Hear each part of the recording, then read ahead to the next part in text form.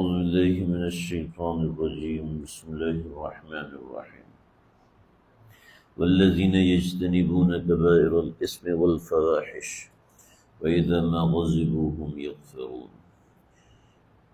سورہ شورى کی آیت نمبر 37 ہے۔ اللہ رب العزت ارشاد فرما رہے ہیں والذین یجتنبون کبائر الاسم، اور وہ لوگ جو کہ اجتناب کرتے ہیں کبیرہ گناہوں سے، والفواحش، اور فحش کاموں سے، وَإِذَا مَا غَضِبُوا، اور جب وہ غصے ہوتے ہیں، ہم یغفرون، تو وہ معاف کرتے ہیں۔ والذین استجابوا لربہم، وہ لوگ جو کہ اپنے پروردگار کی عبادت کرتے ہیں، وَأَقَامُوا الصَّلَاةَ، اور نماز کو قائم کرتے ہیں، وَأَمْرُهُمْ شُورَىٰ بَيْنَهُمْ، اور ان کے معاملات باہمی مشاورت سے طے ہوتے ہیں، وَمِمَّا رَزَقْنَاهُمْ يُنْفِقُونَ، اور جو ان کو ہم رزق دیتے ہیں اس میں سے وہ خرچ کرتے ہیں۔ لا الہ الا اللہ۔ ایمان والوں کی صفات، اور ایمان والوں کی دو صفات پیچھے گزری، ایمان اور توکل علی اللہ۔ اس کے بعد تیسری صفت اہل ایمان کی، والذین یجتنبون کبائر الاسم۔ گناہ کی دو قسمیں ہیں، ایک گناہ صغیرہ اور ایک گناہ کبیرہ۔ گناہ کبیرہ کا مطلب ہے کہ ایسی معصیت جو کہ اپنے نفس کی ذات میں بہت بڑی، اور صغیرہ کا مطلب ہے کہ وہ اپنی نفس کی ذات میں بہت بڑی نہیں ہے لیکن ہے پھر بھی وہ گناہ۔ اس کا مطلب یہ نہیں کہ گناہ صغیرہ کیے جاؤ بس کبیرہ سے بچو، یہ مطلب نہیں۔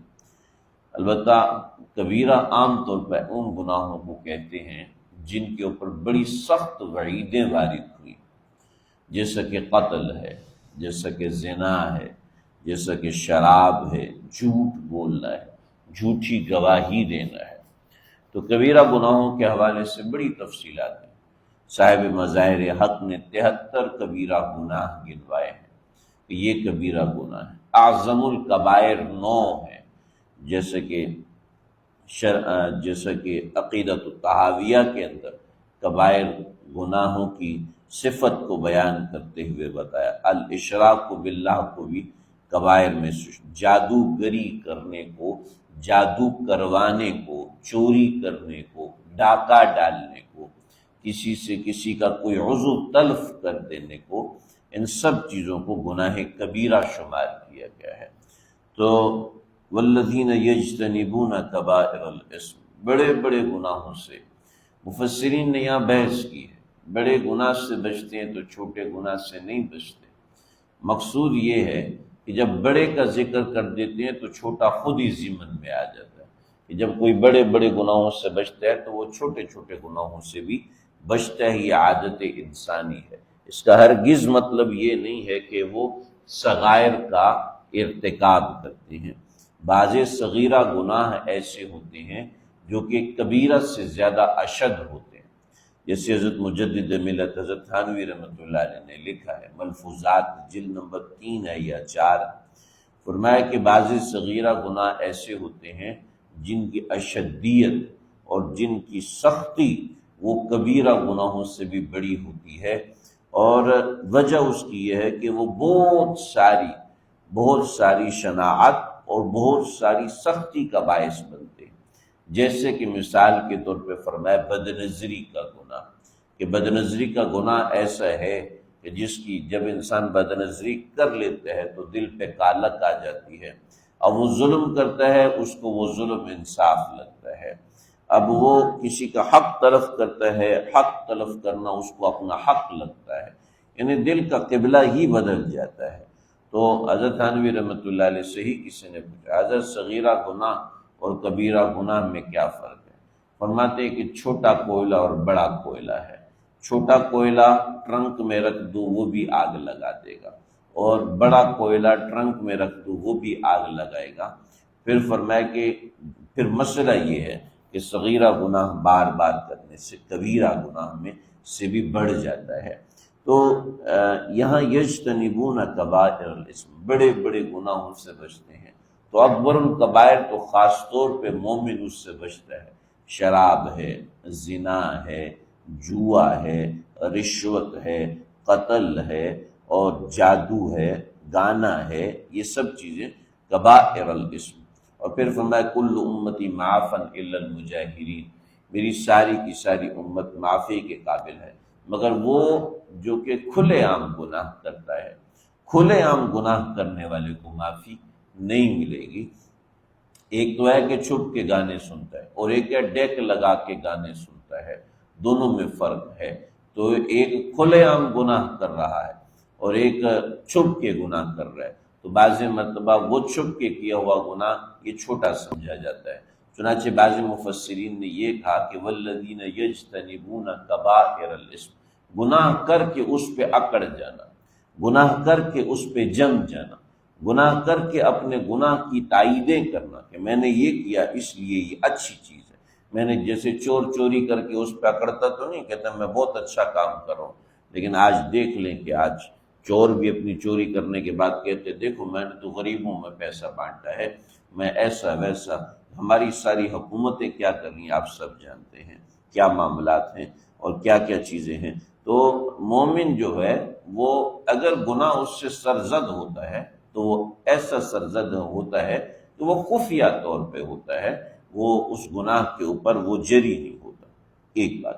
دوسری بات، دو تین باتیں میں نے کہی، ایک اور بات سمجھ لیجیے، مومن سے اگر گناہ سرزد ہو جائے تو وہ اپنے گناہ پر شرمندہ ہوتا ہے، اپنے گناہ پر پریشان ہوتا ہے، اور جو مومن نہیں ہوتا وہ اپنے گناہ پہ پریشان نہیں ہوتا، وہ اپنے گناہ کے اوپر جری ہو جاتا ہے۔ میں اچھا کام کر رہا ہوں، چاہے کسی کو سمجھ میں آئے چاہے کسی کو سمجھ میں نہ آئے، میں اچھا کام کر رہا ہوں، اور جناب ناچ رہے، کود رہے اور اس طرح کے نشے میں مبتلا ہے، اپنے گناہ کا گناہ ہونا اس کے دل سے نکل جاتا ہے۔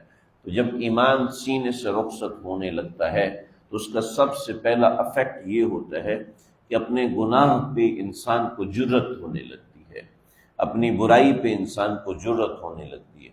جیسا کہ ہمارے عام معاشرے میں نیک لوگ مسجدوں میں بیٹھ کر اور سر پہ پگڑیاں باندھ کے ہم لوگ غیبت کر رہے ہوتے ہیں اور کہتے ہیں کہنا تو نہیں چاہیے لیکن کیا کہیں، کہنا پڑتا ہے، جی فلاں بندہ ایسا ہے ویسا ہے، اس طرح اس طرح، اپنے گناہ پر جری ہو جانا۔ یہ ہے والذین یجتنبون کبائر الاسم، کہ گناہ کرنے کے بعد بندے کو شرمندگی تو ہو، یار میں نے غلط کام کیا، اللہ سے معافی مانگ۔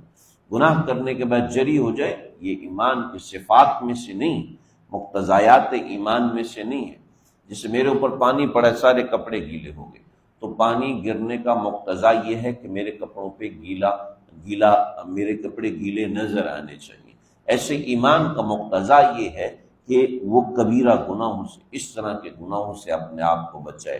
اگر وہ نہیں بچا تو مطلب ایمان کا مقتضا پہ عمل ہی نہیں کرنا۔ والفواحش، کبائر الاسم کے اندر فواحش خود ہی داخل ہو گئے، لیکن اللہ نے فواحش کو الگ سے ذکر کیا۔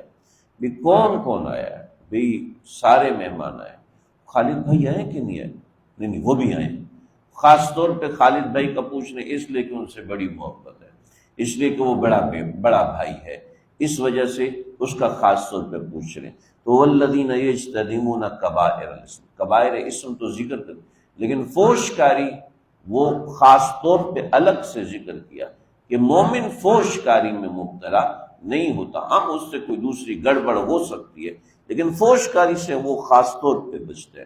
پھر فوش کاری تین چیزیں ہوتی ہیں، ایک انسان انفرادی طور پر معاملات کرتا ہے، اور ایک انسان دوسرے کے ساتھ مبتلا ہوتا ہے، یہ ہے فحش کاری، اور تیسرا ہے انسان معاشرے پہ اثر انداز ہوتا ہے۔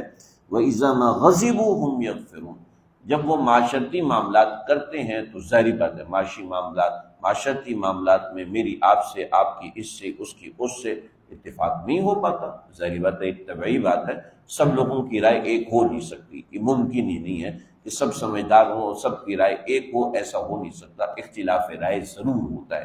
جب اختلاف رائے ضرور ہوتے تو اختلاف رائے میں مقابلے بازی کرتے ہیں، لیکن ذہن میں اس کے لیے محبت ہوتی ہے۔ وَإِذَا مَا غَضِبُوا هُمْ يَغْفِرُونَ، جب وہ غصہ بھی کر رہے ہوتے تو ان کے ذہن میں تو میں نے اس کو معاف کرنا ہے، ایسے میرا دشمن نہیں ہے، یہ میرا دشمن نہیں ہے، مخالف ہے، میرا دشمن نہیں ہے۔ وَإِذَا مَا غَضِبُوا هُمْ يَغْفِرُونَ، وہ معاف کر رہے ہوتے ہیں. جب وہ غصہ کر رہے ہوتے ہیں تو ایسے نہیں کہ غصے میں وہ جناب آل پال سب برابر کر دیا اور سب کچھ جو ہے وہ جھونک دیا، ایک گالی دوسری گالی تیسری گالی، اس کی عزت کو نیلام کر دیا. نہیں، ایسا نہیں. وَإِذَا غَضِبُوا هُمْ يَغْفِرُونَ، جب وہ غصہ بھی ہوتے ہیں تو دل میں ان کے معافی ہوتی ہے، معاف کر رہے ہوتے ہیں.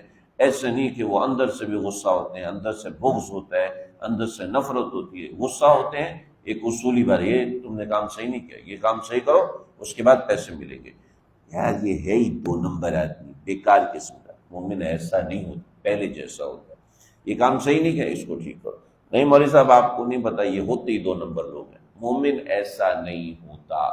ٹھیک ہے وہ 2 نمبر ہوتے، لیکن آپ کو دل میں نہیں رکھنا کہ یہ 2 نمبر ہوتے. ہاں ٹھیک ہے جیسے بھی ہیں غلط کرتے ہیں ان کے اوپر نگرانی رکھنی پڑے گی، سختی رکھنی پڑے گی، لیکن وہم یغفرون، معاف کرتے رہتے ہیں. یعنی دل ان کا صاف ہوتا ہے.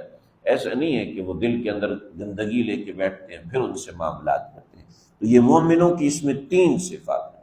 اور آگے والذین استجابوا لربہم، آگے عباداتی معاملات ہیں ان کا ذکر ہے انشاءاللہ. اللہ تعالیٰ سے